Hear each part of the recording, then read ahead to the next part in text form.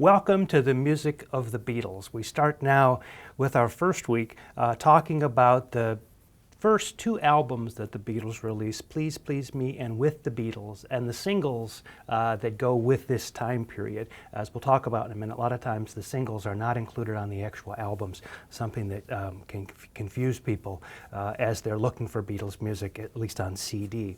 I want to start the course by providing this introduction that kind of organizes some of the things that we will continue to, some of the ways in which we'll continue to sort of pursue this throughout the 6 weeks of the course.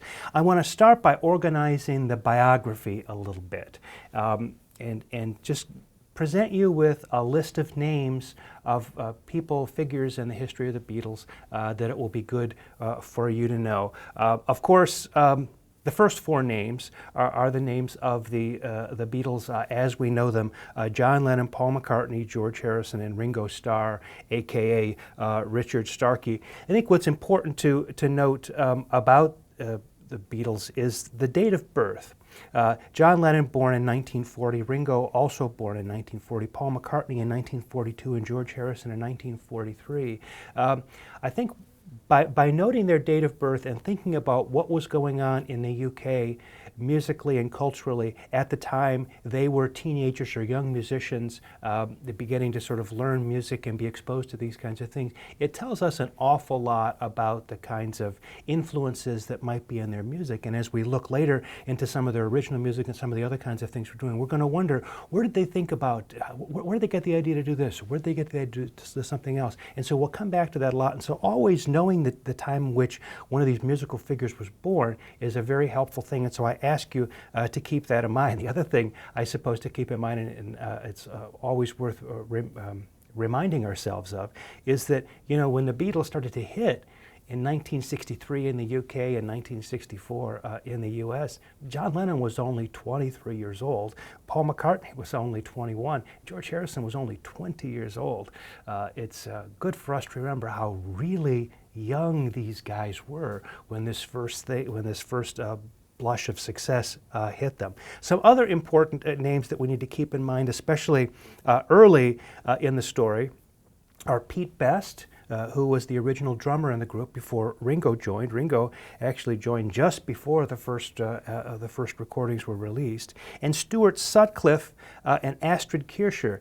Stuart Sutcliffe was the original bass player in the group, although by all accounts he didn't play bass very well. And sometimes that was such a problem that they sort of made him turn around so that he wasn't facing the audience, so the other musicians couldn't tell he was playing notes in the wrong place. They'd already sort of turned the bass down. Anyway, Stuart Sutcliffe was one of John's art school friends and was in many ways sort of before Paul McCartney, his kind of partner in crime when it came to this group. We'll talk in one of these videos to come this week about the Beatles' trip to Hamburg. And in the Beatles' trip to Hamburg, when they went there to play, Stuart Sutcliffe began a relationship with Astrid Kircher, and they ended up getting married. And so Astrid is a very interesting person in the sense that Astrid was a photographer who really in many ways has a lot of responsibility for the early Beatles look.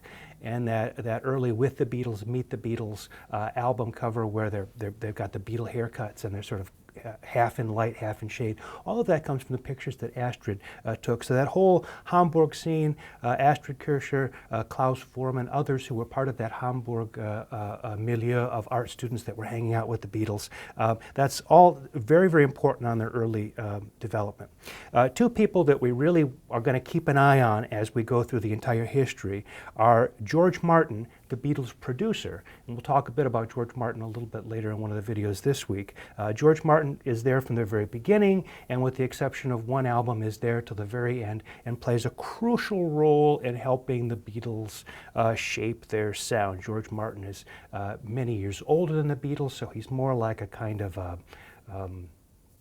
a senior figure, a sort of a schoolmaster or the teacher and the adult in the room when these young Beatles are working their craft. And then their manager, their first manager anyway, Brian Epstein. Brian Epstein also plays an incredibly important role in bringing the Beatles' music to the public and in helping them refine their image and break through in the UK and the US. And so we're going to want to keep an idea on the an eye on George Martin, the producer, and Brian Epstein, the manager. A couple of other names that will come up in the course of our discussion. Alan Klein, who is the manager who took over at the end of the 60s, sort of at the end of the Beatles run after Brian Epstein passed away, and some controversy around Alan Klein and Paul McCartney not wanting him to be the manager and leading to the breakup of the group and all that. But Alan Klein, if we're going to talk about Brian Epstein as manager, we should probably also mention Alan Klein. And two other people who are in the story from the very beginning, but very much behind the scenes, Mal Evans and Neil Aspinall. Mal Evans was kind of both of them were kind of roadies for the group, helping them, load their gear. I mean, imagine back in 1963 when they were touring around the UK, there were just the four Beatles and Mal and Neil, they would go to a gig and they'd basically be carrying their own stuff in, not unlike a lot of bands that play clubs. Locally and regionally. Anyway, Mal and Neil went on to run Apple Records for them and became kind of a business, an important sort of man on the business side of things after Alan Klein and Brian Epstein were out of the picture. And one last name, Dick James. This is the guy who was responsible for the early publishing deal that John and Paul struck for their music at the very beginning of their career. In addition to important names, there are a couple of important places and companies we're going to need to keep straight. If you haven't looked at a map and sort of oriented yourself with regard to the way England is set out, we need to keep a clear idea of where Liverpool is and what the Liverpool scene is, as opposed to where London is and what the London scene is. Of course, in the UK, London, the capital of the country, is where the music business was focused and was really thought of itself as being extremely sophisticated and cosmopolitan and these kinds of things. And Liverpool was kind of seen as a kind of a northern outpost, not particularly glamorous, a port city, relatively prosperous, but not seen as very culturally advanced. And so there are issues about the Beatles coming from Liverpool and making it in London that we'll address a little bit later in the course. I've already mentioned Hamburg, the important city in Germany where the Beatles went and really learned their craft in, as we'll discuss a little bit later, sort of mercilessly long and hours in the clubs, playing tune after tune after tune. But it's an important city, Hamburg. The companies that we need to keep an eye on are Parlophone, the actual label that George Martin worked for, on which almost all of the Beatles music in the UK was, all the Beatles music in the UK was released, and the parent company to Parlophone, EMI. So EMI was the big company that wasn't just a record company. EMI made audio gear and did a lot of different kinds of things. Parlophone was one of the record labels. We'll talk a little bit more about that a little bit later, but keeping an eye on the labels and the business end of things, the business part of what was going on with the Beatles and the record labels they worked with. Capitol Records in the United States was the label on which most of the Beatles stuff was released. In the U.S., with the exception for two independent labels, VJ and Swan, at the very early end of things, 1963 into early 1964. We'll come back to that, but keeping an eye on those places and those companies. Now let's take a minute to talk about organizing the music. How are we going to do that, and what are the ways that we're going to do to think about this? The first thing we need to keep straight is that there's a difference between the British and the American releases of Beatles music. So for those of us who grew up in the United States, for example, there are a handful of albums that were never ever actually albums in the UK release. The Beatles records would typically at the beginning have about 14 tracks on them. When Parlophone would send those records over, and oftentimes they wouldn't have singles. So there'd be additional tracks that, in addition to the 14, there might be a single and a B-side, that Capitol in the US, in Los Angeles, would get a hold of. Well, they thought, well, look, we only ever release 12 songs at the most on an album, and we got to have the singles on the album. And so Capitol would slice some tunes off and release an album that was a pretty close parallel to the British release, but wouldn't have all the songs on it. And then when they gathered up enough songs to create a new album that the Beatles had never released, they would just put them all together into a hodgepodge of miscellany and just sort of release them that way. And so people are sometimes, who grew up with these records, are sometimes confused why I'm not talking about albums that they bought back in the day. Well, the fact is,